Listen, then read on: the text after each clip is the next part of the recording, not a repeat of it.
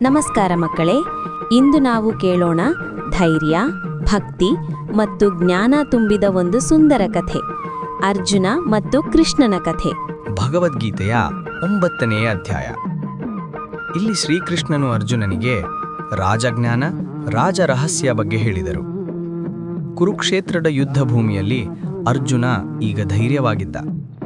ಆತ್ಮ, ಕರ್ಮ, ಧ್ಯಾನ, ದೇವರ ನೆನಪು ಎಲ್ಲವೂ ಕಲಿತಿದ್ದ. ಕೃಷ್ಣನತ್ತ ನೋಡಿ ಕೇಳಿದ, ಕೃಷ್ಣ, ಇನ್ನೂ ಕಲಿಸೋದು ಏನಾದರೂ ಇದೆಯಾ? ಶ್ರೀಕೃಷ್ಣ ಸಣ್ಣನಗೆ ಬಿಟ್ಟರು. ಅರ್ಜುನ, ಈಗ ನಿನಗೆ ಎಲ್ಲಾ ಜ್ಞಾನಗಳಲ್ಲಿ ಶ್ರೇಷ್ಠವಾದ ರಹಸ್ಯ ಹೇಳ್ತೀನಿ.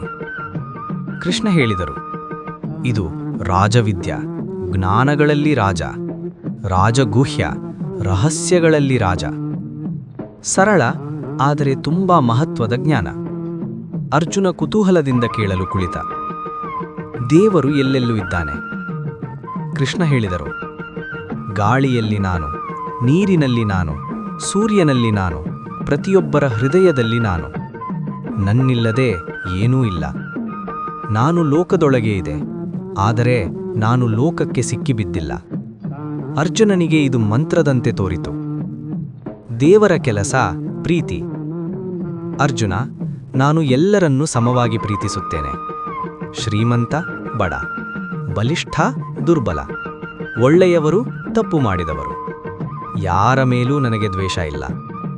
ಆದರೆ ನನ್ನನ್ನು ಪ್ರೀತಿಯಿಂದ ನೆನಪಿಸುವವರ ಜೊತೆ ನಾನು ವಿಶೇಷವಾಗಿರುತ್ತೇನೆ. ಭಕ್ತಿ ತುಂಬಾ ಸುಲಭ. ಕೃಷ್ಣ ಒಂದು ಹೂ ಹಿಡಿದರು. ನೋಡು ಅರ್ಜುನ, ಯಾರಾದರೂ ಪ್ರೀತಿಯಿಂದ ಕೊಟ್ಟರೆ ಒಂದು ಎಲೆ, ಒಂದು ಹೂ, ಒಂದು ಹಣ್ಣು, ಒಂದು ನೀರಿನ ಹನಿ, ನಾನು ಅದನ್ನೇ ಸಂತೋಷದಿಂದ ಸ್ವೀಕರಿಸುತ್ತೇನೆ. ಅರ್ಜುನ ಆಶ್ಚರ್ಯಪಟ್ಟ. ಇಷ್ಟೇ ಸಾಕಾ? ಹೌದು, ಪ್ರೀತಿ ಮುಖ್ಯ, ದೊಡ್ಡದಾಗಿರೋದು ಬೇಡ. ತಪ್ಪು ಮಾಡಿದವರಿಗೂ ಅವಕಾಶ. ಅರ್ಜುನ ಕೇಳಿದ, ತಪ್ಪು ಮಾಡಿದವರು? ಕೃಷ್ಣ ಉತ್ತರಿಸಿದರು, ಒಬ್ಬ ತಪ್ಪು ಮಾಡಿದವನು ಮನಸ್ಸು ಬದಲಿಸಿ ನನ್ನನ್ನು ಪ್ರೀತಿಸಿದ್ರೆ ಅವನು ಒಳ್ಳೆಯವನಾಗುತ್ತಾನೆ. ನಾನು ಯಾರನ್ನೂ ತಳ್ಳೋದಿಲ್ಲ. ಎಲ್ಲರಿಗೂ ಅವಕಾಶ.